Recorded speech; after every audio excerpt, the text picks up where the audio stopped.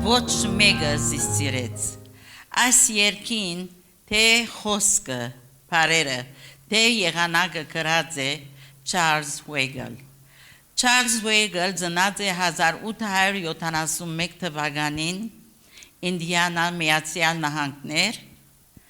ան եղած է փոքր դարիքեն ըմփոստ, համարձակ, անգարկ բադանիմը։ Երբ 12 տարեկան էր Չարլզ, մեկը իրեն հրավիրեց ավետարանչական ժողովի։ Չարլզ գնաց ավետարանչական ժողովի, լսեց Աստծո խոսքը եւ լման իր կյանքը փոխվեցավ։ Իր դերը ընդունեց որպես իր փրկիչը եւ այնքան սիրեց դերը, որ ինքը որոշեց ալ Հիսուսի համար ապրիլ։ Հիսուսի համար խոսիլ։ Անոր համար երբ որ իր երկրորդական ուսումը արավ, շուտով վազեց ավետարանչական դպրոցը եւ հոն ավարտեց, դարձավ ավետարանիչ, դարձավ հովիվ, դարձավ քարոզիչ, դարձավ Սուրբ Գիրքի ուսուցիչ եւ ադիալ չեփավետ վազեց երաժշտանոց որբեսի իր Հիսուսին համար երգեր գրե։ Ամուսնացավ հոգևոր ամուսնություն եւ ունեցավ աղջիկ զավակը եւ ան գներ ավետարանչական արշավներ։ Եվ օրմը ավետարանչական արշավը ըրած խանդավար ուրախ Սուրբ Հոգով լեցված դուն վերադարձավ դեսավ դունը դադարգե։ Ոչ դիգինը գա, ոչ աղջիկը գա։ Եվ սեղանին վրա թուղթ մգա, որ իր դիգինը գրած է եւ քրությունը գսե ալ չեմ ուզեր ես ավետարանիչի դիգինը ըլլալ։ Եվ աս անսպասելի լուրը զինքը դարավ խորունկ ջնջվածության, խորունկ դեպրեսիայի, ուրեմն Չարլզ լջացավ, յանքե գդրվեցավ և չեր գրնար ապրել, նույնիսկ փորձեց մահափորձ, այս վիճակի մեջ, այս ծանր վիճակի մեջ, բայց Տերը զինք չմորցավ, ողորմեցավ և զինքը բուժեց։ 2 տարի անցած էր, Չարլզ ետ հավատքի եկավ, ետ զորացավ, ետ սկսավ իր դերը քարոզել եւ մինչեւ հիմա հավատարիմ մնաց։ Եվ օրը նստած էր իր տաշնամուրին վրա, գսկանչանար Հիսուսի սիրույն, Հիսուսի զոհապերության, որ իրեն ողորմած էր, իրեն ներած էր եւ իրեն զավակ ըրած էր, որդի ըրած էր, այս ապրումներում մեջ, որ ինքը շատ կսիրեր իր դերը, գրեց Հիսուսի նման, ոչ մեկը սիրեց։ Շնորհակալ ենք Տեր Հիսուս, որ սիրում ես բոլորին, ներում ես մեր ահորին, մեր հաճար Հիսուս բրկիչ, մենք միշտ քեզ ենք վարդական, քո արյունով մաքրվեցինք, առաջնորդիր մեզ քո լույսով, հավատում ենք քեզ սիրով, քեզ միշտ փառքենք տալիս, երկնային Տեր Սուրբ Հիսուս, օրհնյալ ես դու մեր Տեր, դու հույս, հավատ և սեր, քեզ միշտ փառքենք տալիս, երկնային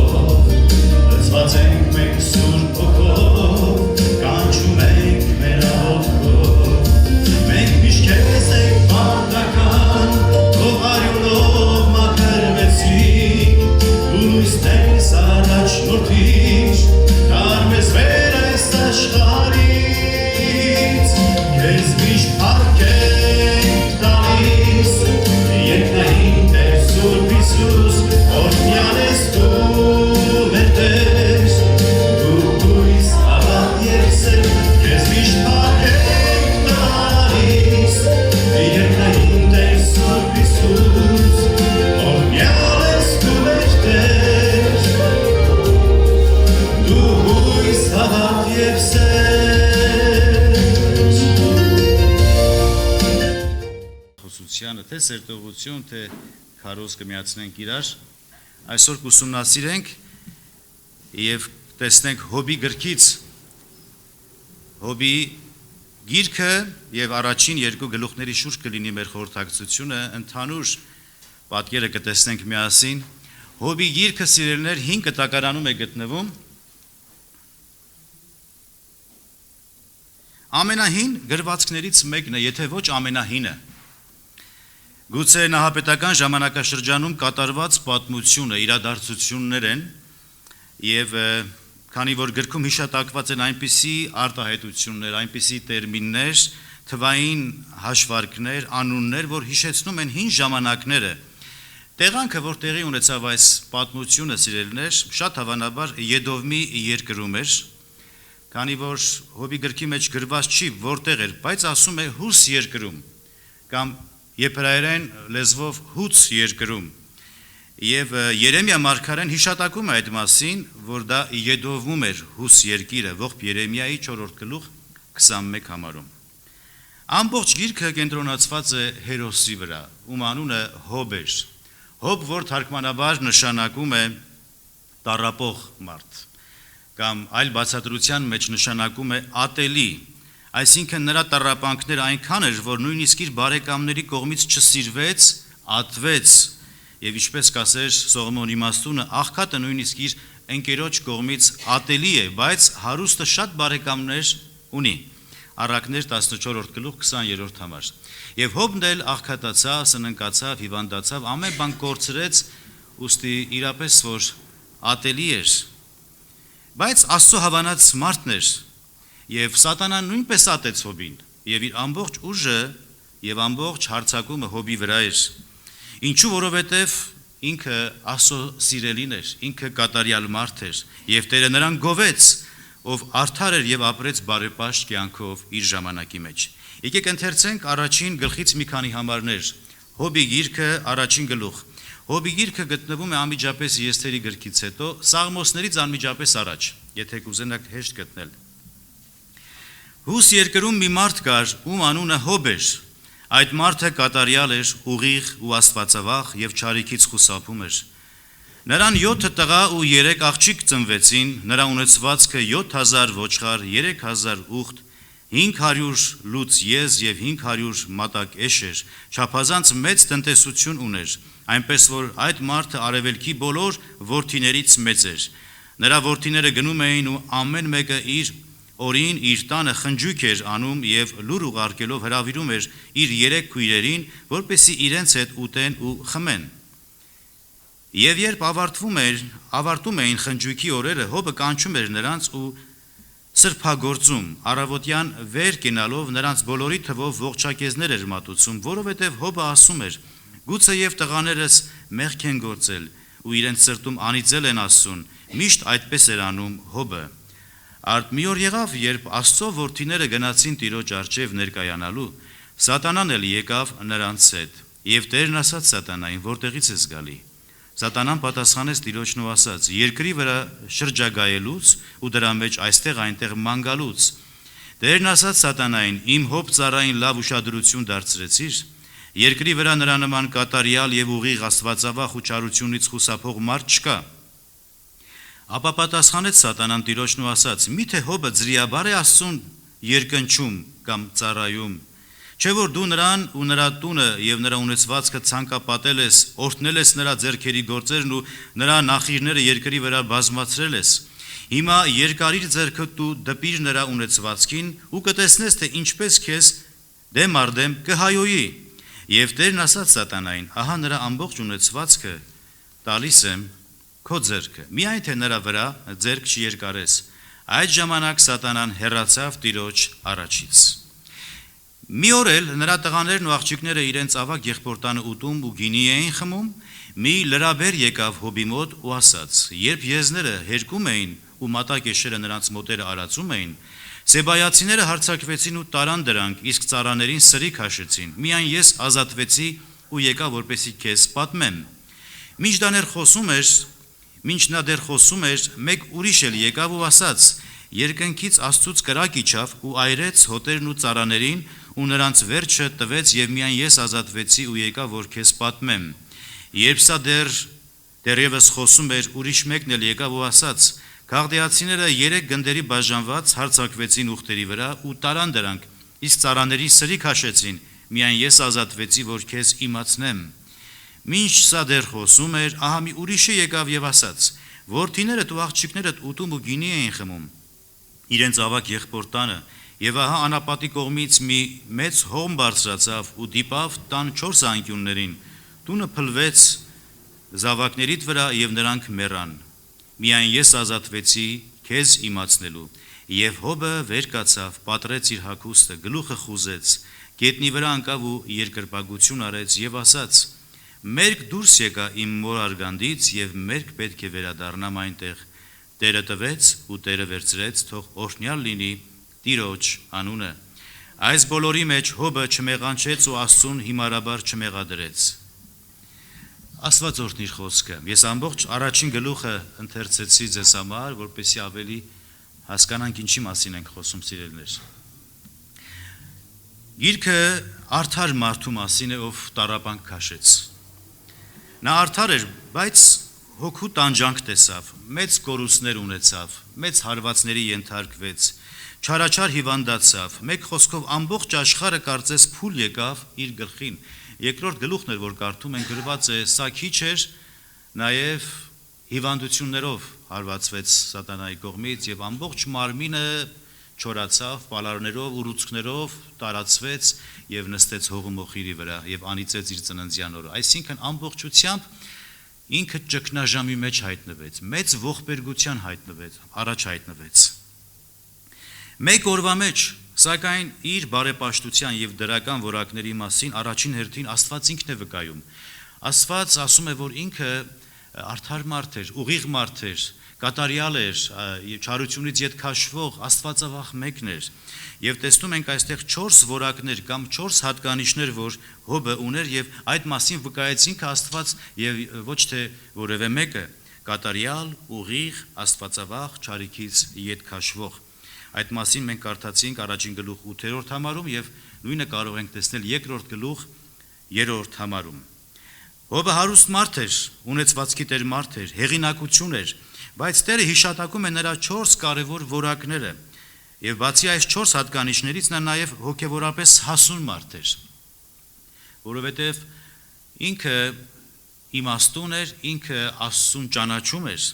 նա բազմազավակ հայր էր, նա իր տան քահանան էր, որովհետև իր զավակների համար ողջակեզ էր անում, զոհ էր մատուցում, մտածում էր թերևս իմ որդիները մեղանչած կլինեն, եւ զոհ մատուցելը քահանայական պարտականություն էր, նա իր տան քահանան էր, ունեցվածքի տեր մարդ էր, իմաստուն սիրտ ունեցող մարդ էր, լավ ամուսին էր, բարի համբավով եւ ճանաչված մարդ էր իր շրջապատի մեջ, հմուտ եւ իմաստուն ղեկավար էր, հողագործ էր, տնտեսվար էր, առատաձեռն էր, համբերատար մարդ էր։ Մի խոսքով, ինչքան գեղեցիկ առաքինություններ կար, լավ որակներ կար, այս մարդը օժտված էր դրանցով։ Նաև արդար էր, այդ մասին մենք հանդիպում ենք Եզեկիելի մարգարեության մեջ։ Եզեկիելի մարգարեության մեջ Աստված անդրադառնում է Հոբի հատկությանը, ոչ միայն Հոբի, այստեղ կարդում ենք Եզեկիել 14-րդ գլուխ 14-ից 20 համարներում, որ Նոյը, Դանիելը եւ Հոբը արդարներ էին Աստծո առաջ։ Հոբը, Դանիել եւ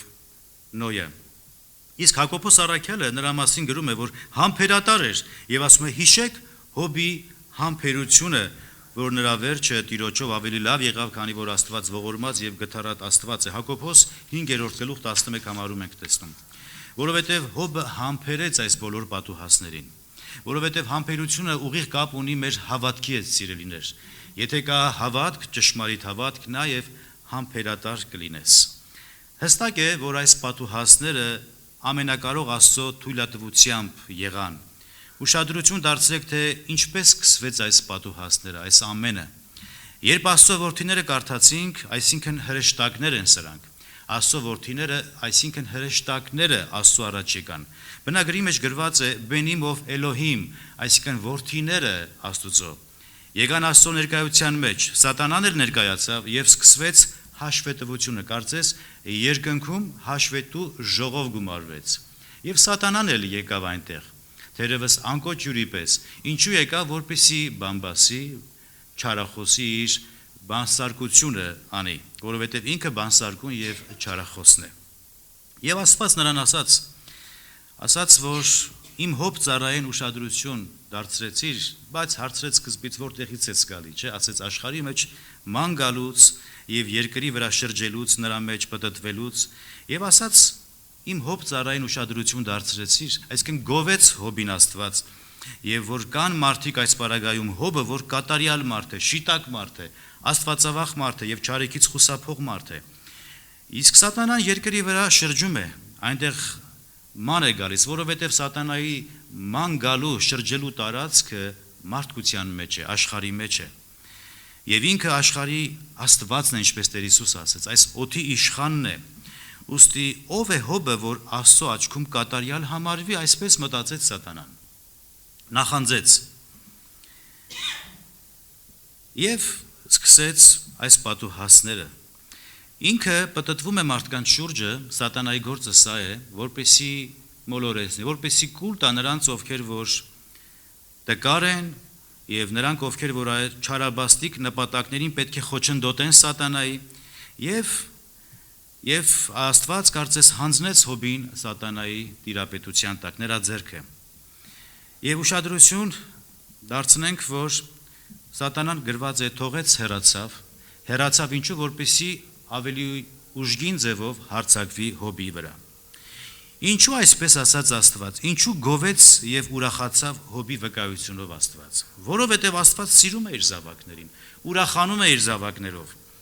Եվ ովքեր իրեն հավատարիմ են մնում, նա փառավորվում է, երբ փորձության ժամանակ հավատացյալները հաղթական են դուրս գալիս, երբ որ շիտակ են իր առաջ քայլում, երբ որ Աստվածավախ են, Աստված ուրախանում է, Աստված փառավորվում է, սիրելիներ։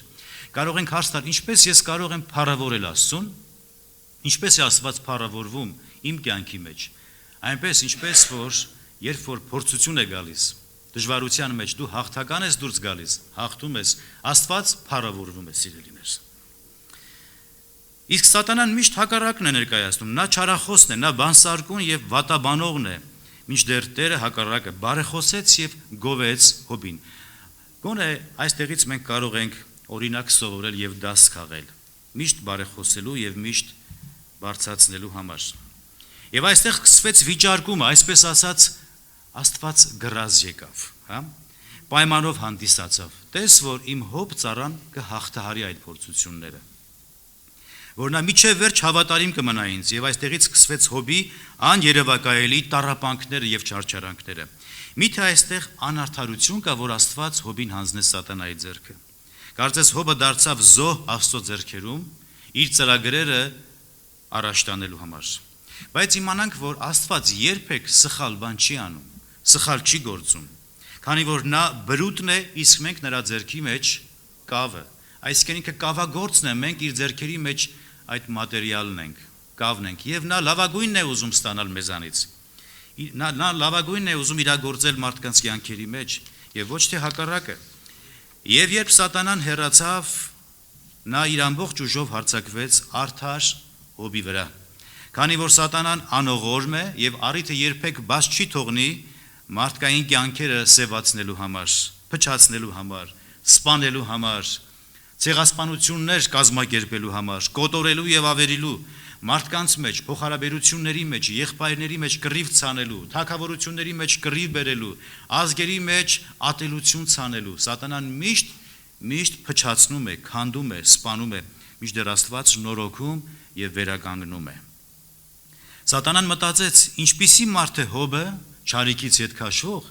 բայց ես չարիքի հիմնադիրն եմ, չարիքի ակն ու աղբյուրն եմ, ինչպես կարող են ինձանից հետ քաշվել, հիմա տես ինչ օրը կգցեմ ես հոբին։ Հոբը փորձաքննությունը կարող է հաջող անցնել, հիմա ես նրա կյանքը դժոխքի կվերածեմ։ Եվ տեսանք արդեն, որ մեկ օրվա մեջ 4 լրաբերները մեկը մյուսին հաջորդելով ազատվեցին պատուհասներից, որպեսզի գան հոբին պատմեն գուժի մասին, այսինքն վատ լուրի մասին, մեկը մյուսի հետևից, եւ հոբին հողին հավասարացրեցին։ Երկրորդ վիճակով տեսնում ենք, որ իր զավակները մահացան։ տունը փուլ եկավ եւ 10 զավակները 7 տղա 3 աղջիկ ուներ, բոլորը մեռան եւ այս մահվան լուրն էլ բերեցին նրան, այնուհետև մարմնի վրա հարձակվեց սատանան, նրա անտանելի հիվանդությամբ հարվածելով, եւ հոբը գրված է մազերը կտրեց, հագուստները պատառոտեց, նստեց հողը մոխիրի վրա։ Առաջին գլխում կարդացինք, որ նա երկրպագեց։ Սա նման է խավարի մեջ երկրպագության, անհուսության մեջ, մահվան մեջ, մահվան շուքի ձորի մեջ երկրպագություն։ Եվ իր բերանով չմեղանչեց գրված է, Աստծուն չհայոյեց, որովհետև սատանայի ուզածը ինչ էր, որպեսզի հոբը Աստծուն հայոյի, բայց հոբը Աստծուն չհայոյեց։ Մինչդեռ նրա կինը ասաց, դու դեռ կարճած ես քո կատարելությանը, հայոյիր Աստծուն եւ մեռիր։ Այսքան պատուհաս եկավ մեր գլխին, մեր զավակները մեռան, ամեն մեր ունեցվածքը կորցրեցինք, հողին հավասարացվեցինք, այսինքն չքավորությունը, հիվանդությունը, կորուստը, վիշտը, ճգնաժամը մեր վրա է հասել, պատուհասվեցինք մենք, դու դեռ կատարելության մեջ հաստատ կանգնած ես։ Ինչի մասին է խոսքը, էլ ինչ Աստված, ուր է Աստված, հայոյիր Աստծուն եւ մեռիր։ Եվ Հոբը պատասխանեց իր կնոջը, սա այն կնոջ նման է, գիտես Մաքրվիկ, որ իր ամուսնուն ամաչում էր, որ ավետարանջիկին կոչվեր։ Տեսնում եք, որ շատ նմանություններ կան, ես երբեք չէի պատկերացնի ինչի մասին է խոսելու այսօր Մաքրվի քույրը։ Պատասխանեց իր կնոջը Հոբը ասելով, դու անզգամ կանանց պես ես խոսում կամ անմիտ կնոջ պես ես խոսում, Աստծուց միայն բարիք ընդունելի գիտես չարիք չընդունենք, 2-րդ գլուխ 10-րդ համարում ենք տեսնում սա։ Հոբի կնոջ նման շատ կանայք եւ շատ տղամարդիկ կան սիրելիներ, որ Աստծուն հավատում են միայն բարիքները վայելելու համար, օգուտի համար, միայն բժշկությունների համար, առողջության համար, միայն նյութական բարեկարգման համար, մեկ խոսքով միայն շահը տեսնեն, միայն հրաշքները տեսնեն, բայց չարիքի համար պատրաստ չեն հավատալու, պատրաստ չեն հավատարիմ մնալու։ Կարծես Աստված այս կնոջը հարկավոր էր միայն լայն եւ ուրախ օրերի համար, հանգիստ կյանքի համար, եւ նա չմտածեց երբեք, թե ինչու այս չարիքը մեր վրա հասավ, ինչու այսքան դժբախտության մենք հանդիպեցինք, ինչու այսքան կորուստներ ունեցանք, ինչու չմտածեց, ինչու, որովհետեւ ինքը Աստծո հետ մտերիմ հարաբերության մեջ չէր ճանաչում Աստծուն, հոգեվորապես չէր մտածում, Աստծո մասին գաղափար չուներ, գուցե լսած կլիներ իր ամուսնուց, բայց անձնական հարաբերություն չէր ունեցել, սիրելիներ։ Սրանք բաներ են, որ չես կարող ամուսնուդ կամ կնոջդ քողի ներքո թաքնված մնալ եւ անցնել։ Ամեն մարդ ինքն է հաշիվ տալու Աստծո առաջ։ Ամեն մեկը անհատապես պետք է հարաբերություն ունենա Աստծո հետ։ Նա անձնական հարաբերություն չէր ունեցել։ Հիմա այս բաներից հետո այլևս Աստված իրեն հարկավորել չէր, քանի որ վիշտն ու տառապանքը վրա հասան եւ օրհնությունները հեռացան եւ մտածեց հայոյել Աստծուն եւ իր ամուսնուն էլ դրթեց, որպեսի իր ամուսինը հայոյի Աստծուն եւ մեռնի։ Հոբի կինը միայն բարիքներն ու պաշտպանությունն էր ուզում վայելեր,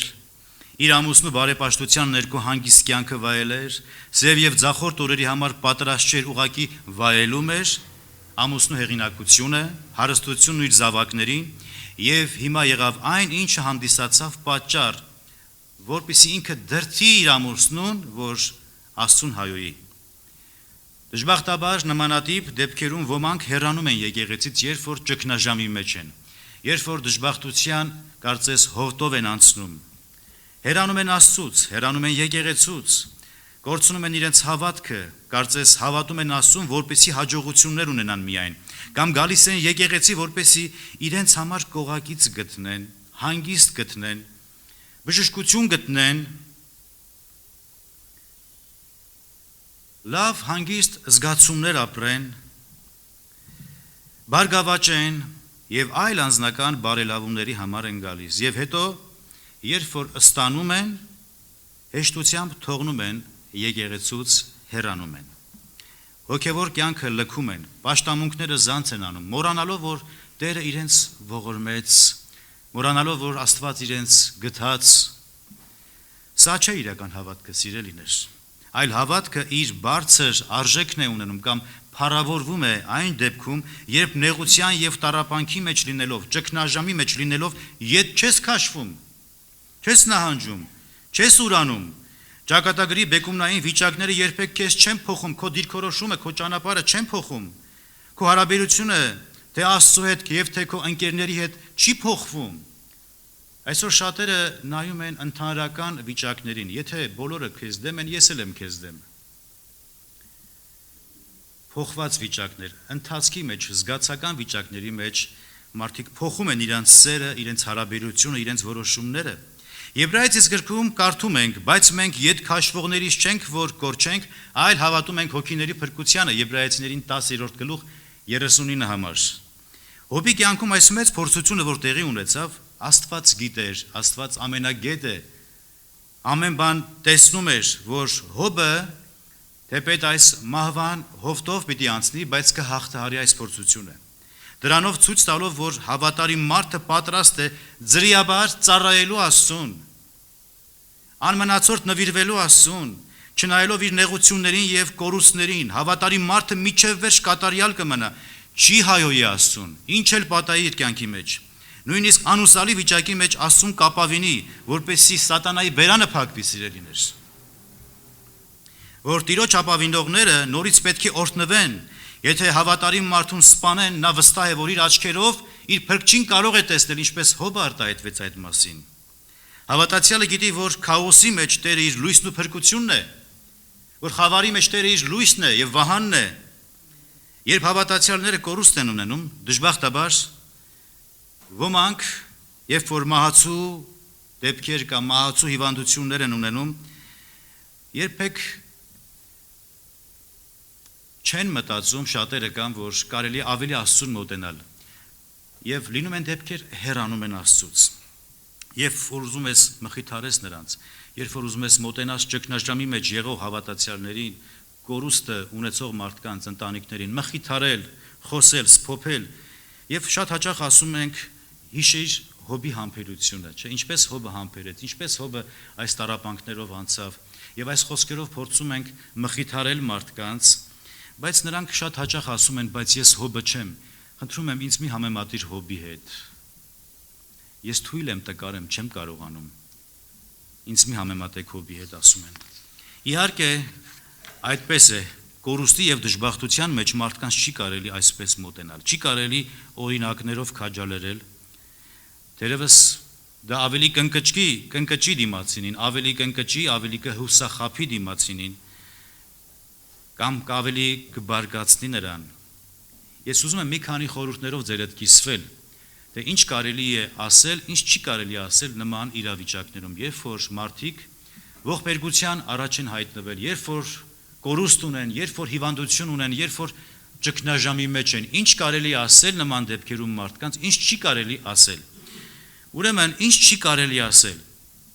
Չի կարելի ասել, ես հասկանում եմ քեզ, թե ինչ ես դու զգում։ Կարծես ես քո պես եմ, նույնն եմ ես, զգում եմ այն, ինչ դու ես զգում,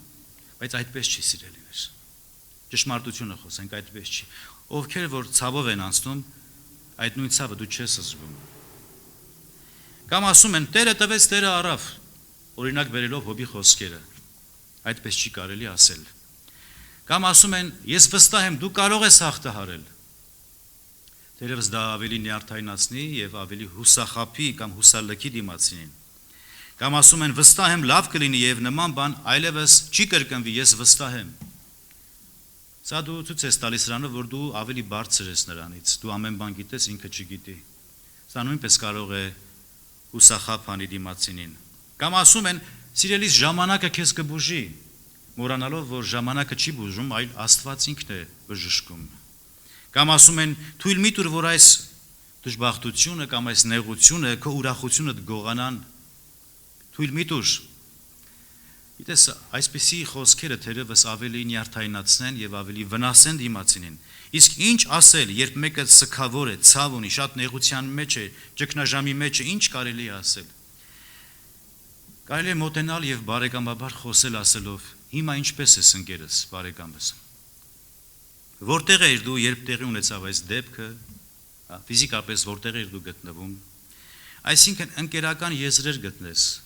քո բարեկամությունը, քո հարազատությունը ցույց տաս։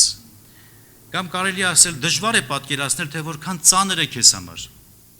Չէ, ոչ թե ես գիտեմ, ես էլ եմ զգում, այլ չէ, դժվար է պատկերացնել, թե որքան ծանր է քեզ համար։ Կամ թույլ կտաս աղոթեմ քեզ համար։ Կարտոնես աղոթեմ քեզ համար, ոչ թե մի անգամից ձեռքդ երկարես աղոթելու համար։ Պետք է հարցնես մարդուն, թույլ կտաս քեզ համար աղոթեմ։ Պետք չի ավելի բարձրացնենք մարդկանց առաջ մեր անձերը, կամ կարելի ասել, գիտեմ, որ հիմա շատ դժվար է քեզ համար, բայց եթե կարող ես, պատմիր ինձ քո հավատքի մասին։ Մոտակա եկեղեցի կա, հաճախ ես այնտեղ։ Պատմիր ինձ քո հավատքի մասին։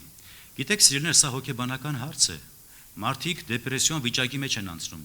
Մարդիկ ճգնաժամի մեջով են անցնում, դժբախտություն ունեն, կորուստ ունեն, եւ շատ նուրբ, շատ քաղաքավարի, շատ զգուշ պետք է հոգիների հետ վերաբերվենք եւ խոսենք։ Ավելի շատ թույլ տվեք ինքը խոսի, քան դուք խոսեք։ Հա? Շատախոսությունը վնասում է դիմացինին։ Թույլ տվեք ինքը արտահայտվի, ինքը պատմի իր հավատքի մասին, իր փորձության մասին, իր փորձառությունների մասին եւ այլն։ Հավատացեք, սիրելիներ, հավատացեք, սատանան արեց ամեն բան, որպեսզի Հոբը ինչ անի, հայոյի Աստծուն,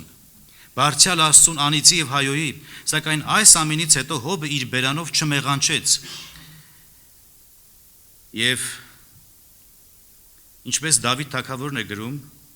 տառապող մարդու ցավը ներկայացնելով, Սաղմոս 39-րդ գլխում Դավիթը գրում է. Ես ասացի իմ ճանապարհները պահեմ լեզվով մեղանչելուց, սանձ դնեմ իմ բերանին, քանի դեռ ամբարիշտը իմ առջևում է։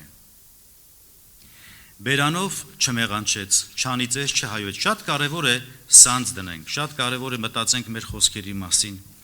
Եվ իրապես Հոբը տրտնջաց եւ խոսեց եւ իր տառապանքների մասին խոսեց, բայց Աստծուն չանիծեց, չհայոյեց։ Իսկ Հակոբոս առաքյալը գրում է. նա ով խոսքով չի մեղանչում, նա կատարյալ մարդ է, որ կարող է ամբողջ մարմինը սանձահարել,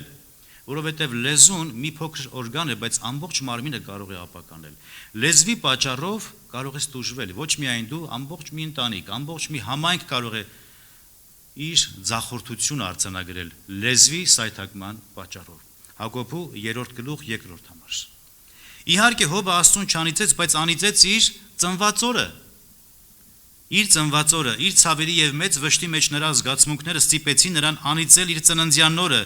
որովհետեւ արդեն չէր կարողանում հասկանալ, թե ինչու իր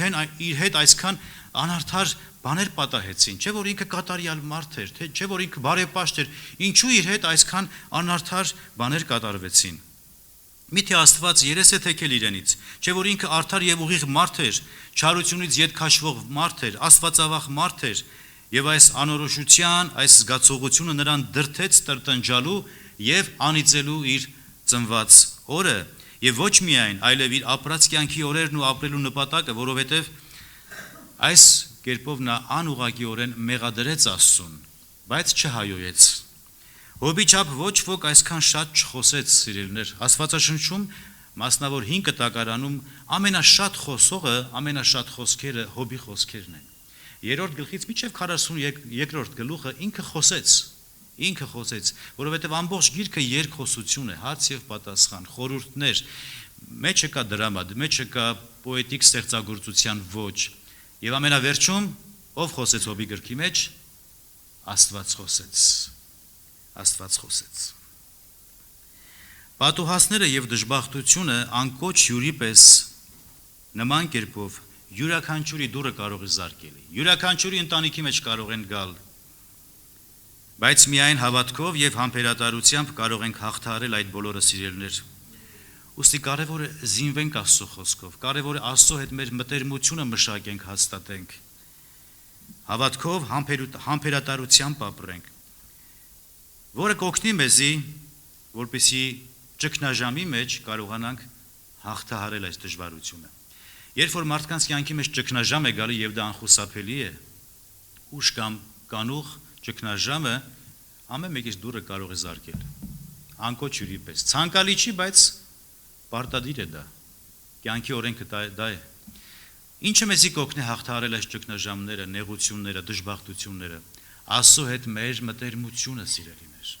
Աստծո հետ մեր մտերմիկ հարաբերությունը։ Վստահ եմ, որ հուղարկավորություններին մասնակցել ենք, շատ ենք, երեք էլ ես եմ մասնակցում երիտասարդի հուղարկավորության, քահանան խոսում էր մխիթարելու, որպեսզի մարդիկ Աստծո հետ մտերմիկ հարաբերություն ունենան, եւ շատ հաճախ ուշանում է այդ խոսքը, չէ՞։ Ասում ենք, ինչու այս մարդու հետ չխոսեցինք, ինչու, որովհետեւ տեսնում ենք ժամանակից շուտ մահեր, մահտարաժամեր, հանկարծամահեր, եւ ասում ենք, ափսոս, ինչու չկարողացանք այս անձնավորության հետ խոսել, որպեսզի Աստծո հետ հաշտվի, ապաշխարի, մտերիմ հարաբերություն ունենա, որպեսզի պատրաստ լինի դժվարություններին, պատրաստ լինի ճգնաժամի մեջ։ Նրա բարեկամները եկան ցավակցելու եւ մխիթարելու Հոբին։ Եվ որոշեցին այս 3 բարեկամները գան Հոբին ցավակցելու, մխիթարելու, քանի որ լսել էին, որ Հոբը պատուհասի է հանդիպել եւ դժբախտության մեջ է։ 3 հոգիներ եկան։ Չկարդալու համար պարզապես խոսենք այս 3 բարեկամների մասին։ Գրված է հերվից տեսան Հոբին եւ չճանաչեցին։ Հոբը այնքան էր այլալված, փոխված, որ անճանաչելի էր դարձել, կյանքը դառնացրել էր, նույնիսկ նրան արտակնապես, ֆիզիկապես նա փոխվել էր։ Եվ նման դեպքի հանդիպում ենք Հռութագրքում, երբ Նոեմին, որ զավակներ կորցրեց, ամուսնուն կորցրեց, 10 տարիներ Մովաբի երկրում ապրեց, երբ որ լսեց, որ Աստված այցելություն է արել Բեթլեհեմը իր ժողովրդին, հացով օրհնել, որոշեց իր հարսի հետ վերադառնալ։ Եվ Նոեմին Հռութի հետ հենց մտան Բեթլեհեմ, ժողովուրդը ասացին, սա Նոեմին է, միթե սա Նոեմին է, որովհետև այլայլված էր տեսքը, ծերացել էր, մեծացել էր, կյանքը դառնացրել էր նրան, եւ Նոեմի, որ նշանակում է հաճելի, ասաց ինձ Նոեմի մի կոչեք, հաճելի մի կոչեք, այլ կոչեք Մարա, որ նշանակում է դառնություն, տառապանք, որովհետև տառապանքի ապրումներից թե այս կինը, թե Հոբը այլայլվել էր, մանավանդ հիվանդության պատճառով, եւ Հոբը իր բերանը բացեց եւ ասաց. Ինչու է կյանք տալիս մի մարդու Աստված, որի ճանապարհը գաղտնի է եւ Աստված նրան ամբողջությամբ շրջապատել է։ Այսինքն ինչու է ինձ Աստված ծնունդ նվել, որ չգիտեմ ապագայում ինչ կլինի իմ հետ։ Ինչ դժբախտություններ կպատահի ինձ հետ, որովհետև հացից փոխարեն հառաչանք է գալիս ու հեծեծանքներս ջրերի պես հոսում են։ Այն երկյուղալի բանից, որ շատ վախենում էի, ինձ պատահեց, ասում է նա։ Եվ ինչից որ սարսափում էի, ինձի հասավ։ Մենք այսպեսի խոսք ունենք, չէ՞։ Ինչից փախչում էի, ինձի հասավ։ Դրա մեջ գտնվեցի ես։ Եվ ասում է, ոչ խաղաղություն ունեմ, ոչ հանգիստ, ոչ էլ հանդարտություն, համենայն դեպս դժբախտությունը ինձ հասավ։ Ուշագրավ է նկատել նրա 3 բարեկամների խոսակցությունը, ովքեր եկել էին Հոբին ցավակցելու կամ մխիթարելու։ Նրանց գալու նպատակը սա էր, գրված է, որ նստեցին իր հետ հողի վրա, մոխիրի վրա, իրեն հավասարակից եղան եւ 7 օր ոչինչ չխոսացին։ Եվ ես մտածում եմ, որ եթե այդպես էր շարունակվեր, չխոսեին եւ Հոբը չխոսեր, չարթարացներ իրեն, այդպես էլ երևի մխիթարված կամ կիսամխիթարված վիճակի մեջ կհայտնվեր, բայց Հոբի խոսքերից հետո եւ նրանց մեղադրանքներից հետո սկսվեց ամբողջ մի գիրքը երկխոսությունների։ Դրանց մասին որ խոսենք, սիրելիներ, 1-ից 2 տարի պետք է որ ուսումնասիրենք այս երկխոսությունները։ Նրա բարեկամները պատրաստ են միանգամայն մտածելու, որ Աստված արդարամիտ է, ճշմարիտ է, ուրեմն արդար Աստված անտեղի չէր հարվածի մարդուն, ուրեմն Հոբը ինչ-որ սխալներ ունի կամ հանցանք ունի, սակայն այս վարկածին չէին հավատում, որովհետև գիտեին, որ Հոբը բարեպաշտ մարդ է, կատարյալ մարդ է, չարիքից ետ քաշվող է, եւ իրենց անհիմն տրամաբանության մեջ ավելի նախընտրեցին այս 2 գաղափարները ունենալով, որ Հոբը պետք է ապաշխարի, Հոբը մեղավոր է, Աստված հենց այնպես չէր հարվածի Հոբին, մարդուն այսքան տառապանք չէր պատճառի Աստված, չէ որ շատ անհարմար է ապրել նման գիտակցությամբ, որ Աստված կարող է թույլ տալ նման փորձություններ ճանաչված արդարի կյանքում, ուրեմն մի բան այն չէ, ուրեմն Հոբը սխալներ ունի, մեղքեր ունի, եւ նրանք որոշեցին, որ այս արդարը այնքան էլ արդար չէ, քանի որ ամբողջ երկինքը իր դեմ է դուրս եկել, Աստված, որին նրանք որ ճանաչում էին, չէր կարող թույլ տալ, որ մեռնեին անմեղ զավակները, մեռնեին արդարի որդիները, այսքան պատուհասներ լինեին։ Աստված, որին նրանք ճանաչում էին, չէր կարող բարեպաշտին զարկել նման հիվանդություններով։ Աստված, որին նրանք ճանաչում էին, չէր կարող չքավորության մատնել բարեպաշտ մարդուն։ Այսպես են նրանք մտածում։ Եվ իրենց խորհրդակցության վերջում եկան այն եզրակացության, որ Հոբը սխալ է, մեղավոր է, պետք է ապաշխարի, խոստովանի։ Այսինքն այս 3 ընկերները, ինչպես շատ քարոզիչների մեկնաբանության մեջ տեսնում ենք, որ այս 3 բարեկամները սուտ մխիթարիչներ էին, սուտ մխիթարողներ։ Եթե լուր մնային եւ միայն աղոթեին, ավելի լավ կլիներ, քան մեղադրեին Հոբին,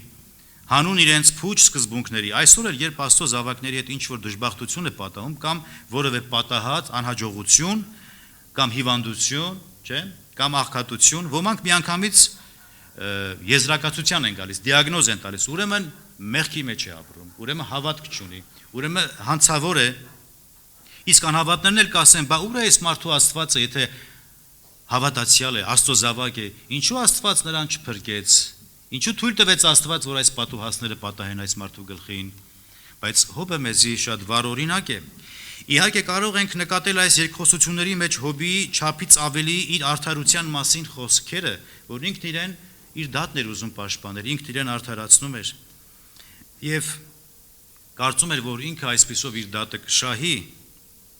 եւ իր հետ պատահածը սխալմունք է եղել թերևս։ Իսկ գրքի վերջավորությանը Հոբը զղջում է իր անմիտ խոսքերի համար, այն ժամանակ, երբ որ Աստված է խոսում իր հետ։ Վերջացնում ենք, սիրելիներ։ Ներողություն։